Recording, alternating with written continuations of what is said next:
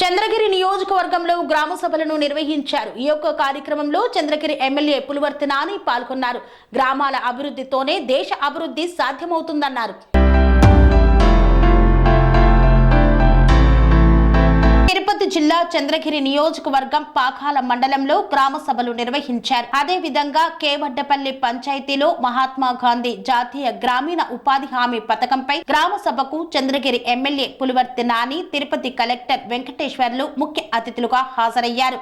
ఈ సమావేశంలో Pakala ZPTC నంగా Padmachareddy, Pakala MPDO Prabhakar, జిల్లా పంచాయతీరాజ్ అధికారి సుశీల, పీడీ, వివిధ జిల్లా శాఖల అధికారులు, మండల అధ్యక్షుడు నాగరాజు తదితరులు పాల్గొన్నారు. మహాత్మా గాంధీ గ్రామీణ ఉపాధి హామీ పథకం దేశవ్యాప్తంగా ప్రత్యేక చట్టం ద్వారా అమలవుతున్న పథకమని, గ్రామాల అభివృద్ధి ప్రధాన లక్ష్యమని పేర్కొన్నారు. పంచాయతీలలో గ్రామ సభలు, వీటి పరిధిలోని అన్ని సమస్యలను పరిష్కారానికి తీర్మానం, పల్లెల్లో పండగ వాతావరణం నెలకొందని పేర్కొన్నారు. 2,80,00,000 రూపాయలు చేయడం జరిగింది. ఇప్పుడే మన పద్మచారెడ్డి గారు ఎంపీటీ, మన జెడ్పీటీసీ గారు కూడా చెప్పారు. గతంలో దానికి సంబంధించినటువంటి కొన్ని మనకి ఇప్పుడు కూడా 2-3 అధికారులే మీ ద్వారా ఇక్కడున్న పీడీ గారికి గతంలో చెప్పారు. ఇప్పుడు కూడా చెప్తున్నా ఒక చిన్న విన్నపం. ఇక్కడ సంబంధించిన టీఎల్ లేదు, కొందరు ఇన్స్పెక్టర్ లేరు, వీళ్ళందరూ ఈసీలు కూడా లేరు. వాళ్ళందరినీ కూడా మాకు పాకాల మండలానికి ఇస్తే ఇంకా కొంచెం అభివృద్ధి చెందుతుంది. ఈ మండలం పెద్ద మండలం, అందరూ బిలో పావర్టీ లైన్ నుండి వాళ్ళు ఎక్కువ ఉన్నారు కాబట్టి ఎస్టీ ఎస్సీ సోదరులు ఎక్కువ ఈ మండలంలో. వాళ్ళకి పని కల్పిస్తే వాళ్ళు బయట ఊర్లు పోకుండా ఇక్కడ ఎక్కువ పని చేస్తారు. దీంతో పాటు బిలో పావర్టీలో ఉన్న ఓసీ సోదరులు కూడా ఎక్కువ ఉన్నారు కాబట్టి బాగా జరుగుతుంది. కాబట్టి వీళ్ళందరూ కూడా మీరు ఇవ్వాలని కూడా ఈ సభావం కూడా తెలియజేసుకుంటాం పీడీ గారిని. దీంతో పాటు ఇప్పుడే మన కలెక్టర్ గారికి ముందే మన ఎంపీడీఓ గారు కూడా చెప్పారు, రమేష్ అన్న గారు కూడా చెప్పారు. దీనికి సంబంధించినటువంటి కొన్ని విషయాలు దాన్ని కలెక్టర్ గారు చెప్తారు. అదేవిధంగా హాస్పిటల్ అడిగారు మన రమేష్ అన్న గారు. ఆల్రెడీ యువగలం రోజు నారా లోకేష్ బాబు గారు అక్కడ కిలోమీటర్ స్టోన్ వేశారు, 500 కిలోమీటర్ స్టోన్ వేసి నాండగుంటలో 10 బెడ్ల హాస్పిటల్ ఇస్తానన్నా. అది ఒక మ్యాక్సిమం ఒక 6 నెలలు 1 నెలలో స్టార్ట్ అవుతుంది. మనకి అన్నిటి సెంటర్ ప్లేస్ అది సరిపోతుంది కాబట్టి 10 బెడ్ల హాస్పిటల్ అక్కడ వచ్చేసింది కాబట్టి మనకి టెన్షన్ లేదు. కానీ ఒకటి మీ ద్వారా నేను కూడా కలెక్టర్ గారిని అడిగేది, మనకి పాకాలలో హెల్త్ హాస్పిటల్ ఉంది కానీ 24 అవర్స్ డాక్టర్ లేదు. అక్కడ 50 పడకల హాస్పిటల్ ఇప్పించవలసిందిగా మీ ద్వారా కూడా కలెక్టర్ గారిని కూడా కోరుకుంటున్నాను. ఎందుకంటే ఏమి జరిగినా మనం కొత్తకోటకు పోవాలి ఎమర్జెన్సీ. అది పాకాల సరౌండింగ్ మనకి 40 కిలోమీటర్లో ఎక్కడ హాస్పిటల్ లేదు కాబట్టి అక్కడ ఇప్పించవలసిందిగా కూడా మీ ద్వారా కలెక్టర్ గారిని కోరుకుంటున్నా. అదేవిధంగా ఇంకొక చిన్న విన్నపం సార్, మనం సీఎం గారి దృష్టికి తీసుకుని వెళ్ళా, ఆర్ఎండ్బి మినిస్టర్ గారి దృష్టికి కూడా తీసుకుని వెళ్ళా సార్. ఆ లెటర్ కాపీలు కూడా మీకు పంపిస్తాను సార్. ఈ న్యాండ్రగుంట టు పెనుమూరు డబుల్ రోడ్ లేదు సార్. ఈ డబుల్ రోడ్ అయిన దానివల్ల ఎక్కువ ఈ రూట్లో యాక్సిడెంట్లు జరుగుతాం సార్. ఈ యాక్సిడెంట్ నివారించాలంటే ఇది రోడ్డుకి చేయాలి సార్. దీన్ని కూడా ఎస్టిమేషన్ వేసి సుమారు 22 కోట్లు, అంటే దీంట్లో 2 డివిజన్ వస్తుంది సార్. వడ్డేపల్లి దాటిన తర్వాత చిత్తూరు సబ్ డివిజన్ కింద వస్తుంది, దీని కింద తిరుపతికి వస్తుంది డిఆర్ఎన్బిలో. కాబట్టి దీన్ని కూడా మీరు కొంచెం హెల్ప్ చేసి కనీసం మాకు ఒక 1 నెలలో శాంక్షన్ చేయాలని కూడా మీ ద్వారా కోరుకుంటున్నా. ఇక్కడ ముఖ్యంగా ఆలోచించి దానికి సంబంధించిన డిఈ గారు వాసన్న గారు వీళ్ళు ఉన్నారు. గతంలో కట్టుకున్న వాళ్ళకు కొందరు ఇచ్చున్నారు, అది ఏ విధంగా ఇచ్చినారు, ఇప్పుడు ఎట్లా ఇవ్వద్దో దాన్ని కూడా క్లారిఫై చేసుకొని వాళ్ళకు కూడా ఇచ్చే విధంగా చేయాలని మీ ద్వారా కూడా ఇక్కడున్న ఎలక్ట్రిసిటీ డిపార్ట్మెంట్ ద్వారా కూడా కోరుకుంటున్నా. నేను ఇక్కడున్న ప్రతి ఒక్కరిని చెప్తున్నాను, నాని అనే వ్యక్తి గతంలో చెప్పినప్పుడు చెప్పిన మీ ఇంట్లో బిడ్డ, మీ అన్నదమ్ముడు, కులాలకి మతాలకి అన్నిటిగా ఎలక్షన్ అప్పుడు ఎలక్షన్ తర్వాత డెవలప్మెంట్ నా యాక్టివిటీస్ దాంతో పోదాం. పార్టీలకు సంబంధం లేకుండా ప్రతి ఒక్కరి గవర్నమెంట్ పథకాలు ఏది ఉందో అన్ని ఇద్దాం. గవర్నమెంట్ పరంగా వాళ్ళకి కావాల్సిన చేసి వాళ్ళ మార్పు తీసుకొని వచ్చి ప్రభుత్వం పైన విమర్శ లేకుండా చేసుకునేదానికి నేను ముందుంటా. మీరందరూ కూడా సహకరించాలని ఇక్కడ ఉండే వాళ్ళకి అందరూ కూడా విన్నపించుకుంటూ, అదేవిధంగా ఏది ఉన్నా మీకు ఇక్కడ ఉన్నటువంటి మన ఈ ఏరియాలో మీకు తెలుసు, మీ పక్క ఊరు ఏది జరిగినా ఏ విషయం చెప్పినా నేను ముందుంటా. నాకు సహకరించాల్సిందిగా ప్రతి ఒక్కరిని కోరుకుంటూ ఈ అవకాశం ఇచ్చిన ప్రతి ఒక్కరు కూడా పేరు పేరు ధన్యవాదాలు తెలియజేసుకుంటున్నా. జై హింద్. మండలం ఉండొచ్చు, ఆనుకున్నటువంటి మన ఆర్సీపురం మండలం ఉంది సార్. చెరుకుకు సంబంధించి జాగిరికి సంబంధించి రైతులు ఎక్కువ సార్. ఇక్కడ ఈ అందరూ చేసేది ఇచ్చి వేరుశెనగ ఇంటికి కావాల్సిన వచ్చినటువంటి వాళ్ళు ఈ ప్యాడ్ వేసుకుంటారు. దాంతోపాటు బెల్లం వేసుకొని చెరుకు బెల్లం నల్ల బెల్లం వస్తుంది సార్. కానీ గత ప్రభుత్వం అంతకుముందు ఉండింది, మొన్న గత ప్రభుత్వంలో కూడా చెరుకు పంట వేయకూడదని కూడా అక్షరాలు పెట్టారు సార్. మీరు ఈ చిత్తూరు జిల్లా వరకు దీనికి సంబంధించినటువంటి ఎక్కడెక్కడైతే చెరుకు రైతులు ఉన్నారో ఆ చెరుకు రైతులకి సంబంధించినటువంటి పంటంతా కూడా వేసుకునే విధంగా మీరు స్టేట్ గవర్నమెంట్ సిఎస్ గారికి చెప్పి దీని కూడా ఇప్పిస్తే రైతుల తరఫు నేను కూడా ఒక రైతు బిడ్డగా చెప్తున్నా, మాకందరికి ఇస్తే బాగుంటుందని కూడా మీ ద్వారా కోరుకుంటున్నాను సార్. అదేవిధంగా చిన్న అది 100% కొత్త ఫారెస్ట్ రేంజర్ వస్తారన్న, మనకు ఆ టైంలో వాళ్ళు రిక్వెస్ట్ చేసి మనం క్లీన్ చేసుకుందాము. దానికి పర్మిషన్ అంటే సెంట్రల్ గవర్నమెంట్ పర్మిషన్ కానీ ఆ కాలంలో తీర్మానాలు పెట్టి మన చంద్రగిరి నియోజకవర్గంలో ఆ తీర్మానాలను అనుసరించుకొని పంచాయతీలనే విలీనం చేశారు. మన 22 ఎలక్షన్ వచ్చే టైంలో మనకి పంచాయతీలు విలీనం అయిపోయిందంటే తెల్ల మనకి కోర్టుకి పోయినా కూడా అప్పుడు కంప్లీట్ అయింది. మళ్ళీ బూతులు అట్లా విలీనం అయింది. ఆ విధంగా జరగకూడదు. ఏమి మంచి చేయాలన్నా చెడు చేయాలన్నా ఏమి చేయాలన్నా మిమ్మల్ని అనుసరించుకొని ప్రజలను అనుసరించుకొని ప్రజల ద్వారా ఒప్పందం చేసుకొని గ్రామ తీర్మానాలు పెట్టాలి. ఆ విధంగా జరగకూడదు అనేసి ఈ రోజు గ్రామ తీర్మానాలు పెట్టి ఈ తీర్మానాల ద్వారా ప్రజలకు అవసరాలకు సంబంధించి ఏమి చేయాలన్నా ఈ తీర్మానం ద్వారా చేయాలని కూడా నిర్ణయించారు. కాబట్టి ఇది ప్రజల ప్రభుత్వం అనే దానికి ఇది ఒక నిదర్శనాన్ని కూడా తెలియజేసుకుంటున్నా. అదేవిధంగా ఇక్కడ మన చంద్రగిరి నియోజకంలో వడ్డేపల్లి పంచాయతీలో సుమారు 124 జాబ్ కార్డ్స్ ఉంది. దీనికి సంబంధించి 221 వచ్చి ఇది ఇచ్చి పెట్టున్నారు. మండలానికి మొత్తం ఎత్తుకుంటే ఈ 2.5 నెలల్లో 10 లక్షల రూపాయలు కూడా దీని జాబ్ కార్డుల ద్వారా కూడా మనం లబ్ధి పొందడం జరిగింది. అదేవిధంగా మన టోటల్ పాకాల మండలానికి ఎత్తుకుంటే 6,283 జాబ్ కార్డ్స్ ఉంది. దీనికి గాను వేజ్ వైజ్ వచ్చింది 7,682 కుటుంబాలకి. ఇక్కడ ఇక్కడున్న గ్రామస్తులకు అయితే నేనెవరు మా కుటుంబం ఎవరు అందరూ మీకు తెలుసు. కానీ గతంలో ఇక్కడ జరిగినటువంటి అభివృద్ధి ఏ విధంగా జరిగింది 2014 నుంచి 19 వరకు, 19 నుంచి ఏం జరిగింది అభివృద్ధి ఇక్కడ అందరికి తెలుసు. నేను మీ ద్వారా ఒకటే చెప్పదలుచుకున్నా. గతంలో గ్రామ సభ అంటే ఎక్కడో ఒక రూమ్ లో కూర్చొని మనం రాసుకొని సంతకాలు పెట్టి పంపించేసేవాళ్ళం. కానీ ఈ రోజు ఆ విధంగా జరగకూడదు. గ్రామ సభ 2014 నుంచి 19లో ఎట్లా జరిగిందో తిరిగి అదే విధంగా జరగాలన్న ఉద్దేశంతో మన పెద్ద చంద్రబాబు నాయుడు గారు, మన పంచాయతీరాజ్ శాఖ మంత్రులు పవన్ కళ్యాణ్ గారు, గతంలో పంచాయతీరాజ్ శాఖ మంత్రి ఉన్నటువంటి నారా లోకేష్ బాబు గారు వీళ్ళందరూ అనుసరించి ప్రతి చోట 23వ తారీఖు గ్రామ సభ జరగాలి. ఆ సభలకు అందరూ కూడా స్థానిక ఎమ్మెల్యేలు, స్థానికంగా ఉన్నటువంటి ప్రజాప్రతినిధులు, అదేవిధంగా సీఎం గారు కానీ మిగిలినందరూ కూడా పాల్గొనాలని చెప్పారు. దానిలో భాగంగా ఈరోజు అన్ని చోట్ల పాల్గొంటున్నారు. నేను కూడా 5 మండలాల్లో పాల్గొంటున్నా. మన కలెక్టర్ గారిని కూడా రిక్వెస్ట్ చేసి మా మండలానికి రండి సార్ అంటే సార్ కూడా వచ్చారు. కాబట్టి వారికి కూడా మీ ద్వారా కూడా కృతజ్ఞతలు తెలియజేసుకుంటున్నా. ఒకటే మీరు చూస్తుంటే 2019 నుంచి 21లో కోవిడ్ వచ్చింది. కోవిడ్ అప్పుడు మనకి చంద్రగిరి కాన్స్టిట్యుయెన్సీ మరీ ముఖ్యంగా పాకాల మండలము అభివృద్ధి చెందటానికి చాలా పుష్కరమైనటువంటి వనరులు ఇక్కడ మనకి labour, semi skilled labour, skilled labour చాలా అందుబాటులో ఉన్నారు. మంచిగా హైవేస్ ఉన్నాయి. మనకి ఏదైతే చిత్తూరు, బెంగళూరు, మనకి చెన్నైని కనెక్ట్ చేసే హైవే ఉంది, తిరుపతి కనెక్ట్ చేసే హైవే ఉంది, బ్రహ్మాండమైన రోడ్లు ఉన్నాయి.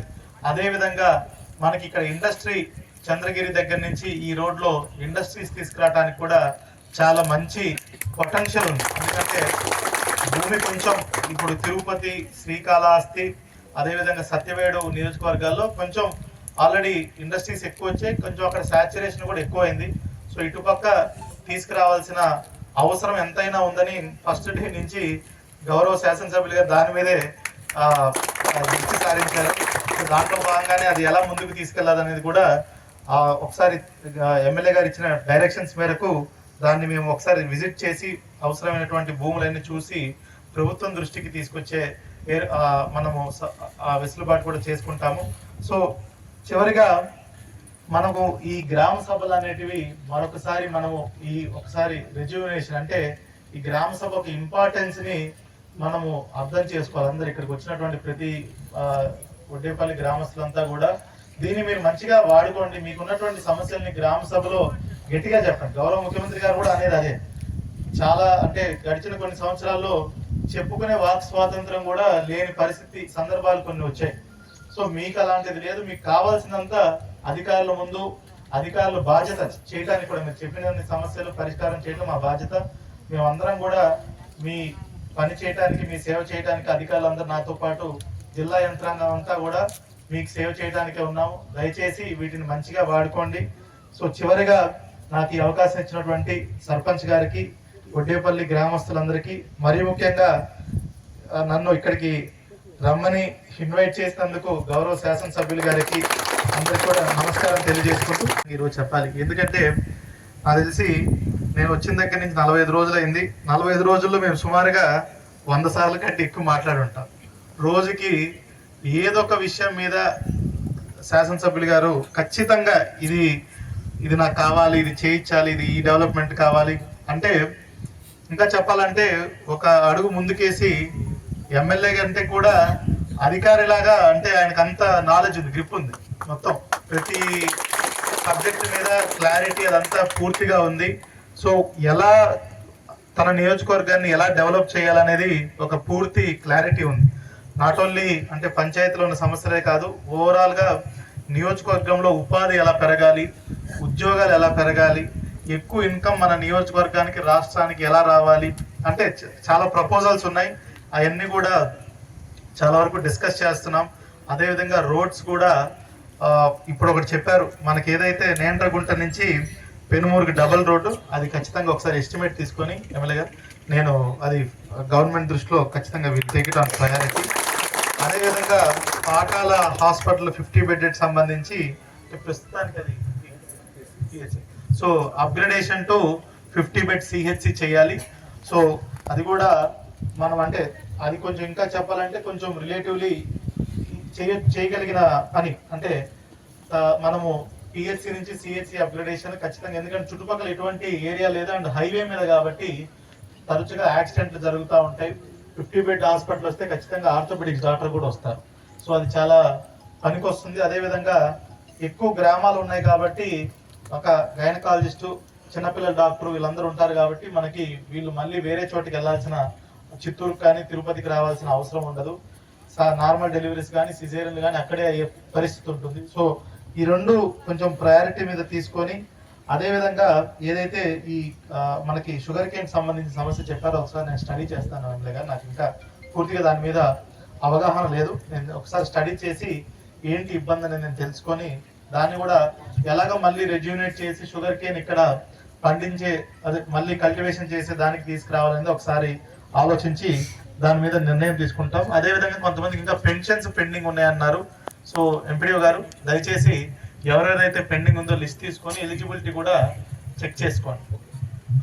సో ఇవన్నీ అంటే ఈరోజు ఈ గ్రామ సభలో ఎంపీడీఓ గారికి, పంచాయత్ సెక్రటరీ గారికి నా రిక్వెస్ట్ ఏమంటే, అందరూ వాళ్ళ సమస్యలు చాలా మళ్ళీ ఇండివిజువల్ సమస్యలు ఉంటాయి, అవన్నీ కూడా నోట్ చేసుకోండి. గ్రామ సభలో అన్నీ కూడా మీరు డీటెయిల్గా ఫార్మల్గా మీరు వాళ్ళ ఊరికి సంబంధించి ఏమేమి చేయాలో కావాలో అవన్నీ కూడా మీరు డీటెయిల్గా రాసుకోవాలి. అదేవిధంగా ఏదైతే మనకి ఎమ్మెల్యే గారు చెప్పినటువంటి అన్ని కూడా దాంట్లో ఫార్మల్గా చేసి సింగిల్ విలేజ్ స్కీమ్లో కానీ, మల్టిపుల్ విలేజ్ స్కీమ్లో కానీ, బోర్ ద్వారా కానీ, ఓవర్ హెడ్ ట్యాంక్ రకరకాల ఎలా అయితే అలాగా ఉందా లేదా అనేది చూడాలి. అదేవిధంగా తాగునీటితో పాటు మనకి సీసీ డ్రైన్లు ఉన్నాయా, సీసీ రోడ్లు ఉన్నాయా, ఒకవేళ సీసీ డ్రైన్లు ఉంటే ఆ చెత్త నీరంటే ఎక్కడికి వెళ్ళి దాన్ని మనం చేస్తున్నాము. అదేవిధంగా మనకి చెత్త నుంచి సంపద సృష్టించవచ్చని గౌరవ ముఖ్యమంత్రి గారు ఎప్పుడో చెప్పారు.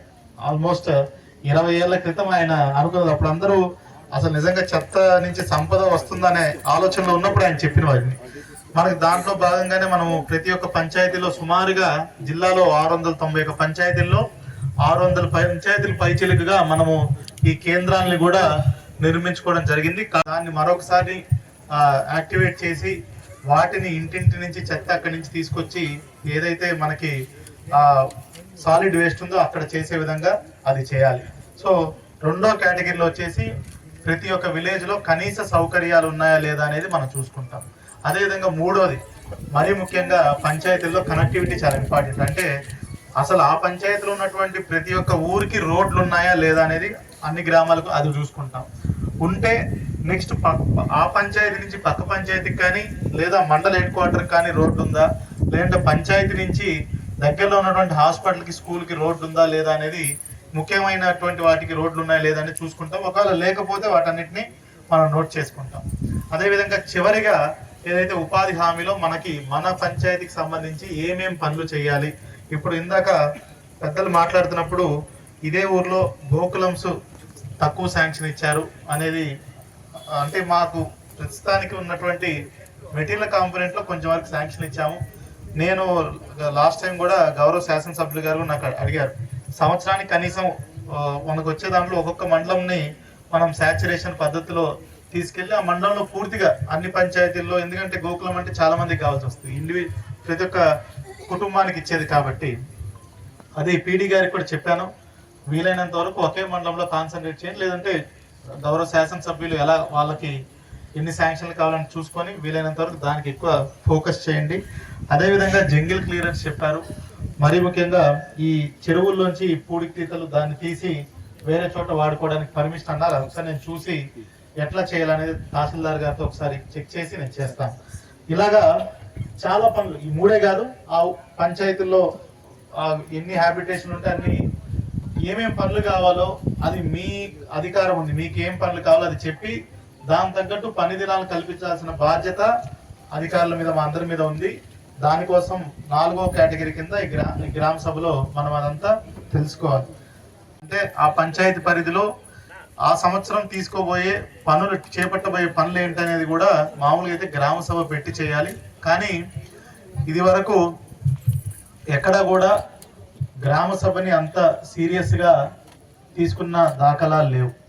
కానీ గౌరవ ముఖ్యమంత్రి గారు ఉద్దేశం ఏమంటే, మనకి ఏదైతే వాక్ స్వాతంత్రం అనేది గ్రామ సభల ద్వారానే మనందరికి వస్తుంది. ఎందుకంటే అందులో ప్రతి ఒక్కళ్ళు సభ్యులు కాబట్టి ఒక గ్రామ సభలో ప్రతి ఒక్కళ్ళు వాళ్ళు చెప్పింది ఖచ్చితంగా రిజల్యూషన్లో రాసుకోవాలి. పంచాయత్ సెక్రటరీ రాసుకున్న తర్వాత అది అఫీషియల్గా రికార్డ్స్లోకి ఉంటుంది.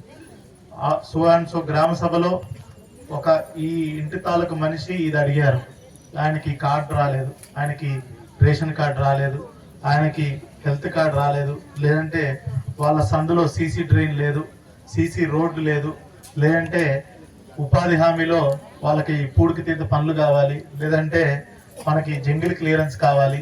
ఇట్లాగా ప్రతి ఒక్కటి చెప్పుకునే అవకాశం ఒక గ్రామ సభలో ఉంది. అందుకే గౌరవ ముఖ్యమంత్రి గారు ముందుగా ఏంటంటే 23వ తారీఖున కేవలం ఉపాధి హామీ పనుల వరకే గ్రామ సభ పెట్టుకోదలిచారు. తర్వాత గౌరవ ముఖ్యమంత్రి గారు ఆలోచన మేరకు కేవలం దాంతో ఆగకూడదు, మొత్తం ఒక 4 కేటగిరీలుగా ఏమేమి చేయాలి ఈ రోజు గ్రామ సభ అని చెప్పి ఆ 4 కేటగిరీలు కూడా మీకు ఇప్పటివరకు అధికారులు ఎక్స్ప్లెయిన్ చేశారు. నేను కొంచెం కూడా దాని మీద బ్రీఫ్గా చెప్తాను. అదే కాకుండా దీన్ని అందరూ గౌరవ ముఖ్యమంత్రి గారి నుంచి కింద స్థాయి అధికారుల వరకు అందరినీ దీన్ని చాలా సీరియస్గా తీసుకోవాలనే ఉద్దేశంతో గౌరవ ముఖ్యమంత్రి గారు కూడా ఈరోజు మనకి కోనసీమ జిల్లాలో గౌరవ ముఖ్యమంత్రి గారు ఒక పంచాయతీలో అటెండ్ అవుతున్నారు. అదేవిధంగా ఉప ముఖ్యమంత్రి గారు వచ్చేసి మనకి ఇవాళ ఉదయం అన్నమయ్య జిల్లాలో అటెండ్ అవ్వడం జరిగింది. అదేవిధంగా అందరూ మంత్రులందరూ కూడా వాళ్ళ నియోజకవర్గాల్లో కానీ లేదంటే వాళ్ళ పక్క దాంట్లో కానీ ఏదో పంచాయతీలు అటెండ్ అవ్వడం జరిగింది. అదేవిధంగా ప్రజాప్రతినిధులు అందరూ కూడా ఈరోజు మనకి చంద్రగిరిలో సుమారుగా 5 మండలాల్లో మన గౌరవ శాసనసభ్యులు అటెండ్ అవుతున్నారు. అదేవిధంగా కలెక్టర్లు, జాయింట్ కలెక్టర్లు, ఆర్డీఓలు అందరూ దీంట్లో భాగస్వాములు కావాలనే ఉద్దేశంతో ఈరోజు ఈ సభలు నిర్వహించుకోవడం జరిగింది. రెండోది, ఈ 4 కేటగిరీలు ఏమంటే, మొదటిది ప్రతి ఒక్క కుటుంబం, ప్రతి ఒక్క పంచాయతీలో కుటుంబం వారీగా వాళ్ళకి కనీస సౌకర్యాలు ఉన్నాయా లేవా అనేది పంచాయత్ సెక్రటరీ ఈరోజు తెలుసుకోవాలి. అంటే ప్రతి కుటుంబంలో తాగునీరు, అదేవిధంగా కరెంటు, అదేవిధంగా ఎల్పిజి కనెక్షను, అదేవిధంగా వాళ్ళకి టాయిలెట్, ఈ 4 ఉన్నాయా లేదా అనేది ప్రతి ఒక్కరు చూస్తారు. లేని వాళ్ళ పేర్లందరూ కుటుంబాల పేర్లు రాసుకుంటారు. అదేవిధంగా స్వామి బోధానంద గోసేవ ఆశ్రమం సైథాపూర్. జ్యోతిష్యం, వాస్తుశాస్త్రం మన పూర్వీకులు మనకిచ్చిన వరం. దుర్గాదేవి, కాలభైరవ ఉపాసనతో వాక్సిద్ధి పొందిన శ్రీ శ్రీ బోధానందగిరి స్వామివారు మీకు ఎలాంటి సమస్యలున్నా, వాటిలో ముఖ్యంగా ధన నష్టం, ఆరోగ్య నష్టం, భార్యాభర్తల మధ్య గొడవలు, ప్రేమించుకున్న వారు దూరం అవడం, ఎన్ని సంబంధాలు వచ్చినా పెళ్లి ముడి పడకపోవడం, రోడ్డు ప్రమాదాలు, అప్పుల బాధలు, వ్యవసాయంలో నష్టాలు, పెద్దల మాట పిల్లలు వినకపోవడం, ఆరోగ్య శాంతి, గృహశాంతి, మనశ్శాంతి లేకపోవడం, ఇలాంటి సమస్యలు ఉన్నట్లయితే ఒక్కసారి స్వామీజీని కలవండి. మీ సమస్యలకు తగిన పరిష్కారాన్ని పొందండి. అంతేకాక అన్ని రకాల వ్యాధులకు గోపంచకవ్య మరియు మూలికా వైద్యం చేయబడును. నమ్మకంతో రండి, ఆయురారోగ్యాలతో వర్ధిల్లండి. మా అడ్రస్ స్వామి బోధానంద గోసేవ ఆశ్రమం, సైదాపూర్, వీరభద్రస్వామి గుడి దగ్గర, యాదగిరిగుట్ట. సంప్రదించవలసిన నెంబర్ 9849213754 మరియు 9618034138.